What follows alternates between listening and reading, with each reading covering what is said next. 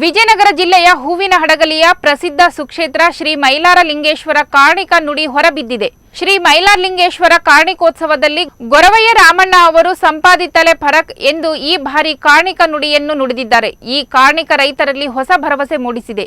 ಈ ಬಾರಿ ಮಳೆ ಬೆಳೆ ಚೆನ್ನಾಗಿ ಆಗಿ ರೈತರ ಬಾಳು ಹಸನಾಗುತ್ತದೆ ಎಂದು ಕಾರ್ಣಿಕ ನುಡಿ ಅರ್ಥೈಸಲಾಗಿದೆ. ಈ ಹಿನ್ನೆಲೆಯಲ್ಲಿ ಈ ಕಾರ್ಣಿಕ ರೈತರಲ್ಲಿ ಹೊಸ ಆಶಾಭಾವನೆ ಮೂಡಿಸಿದೆ.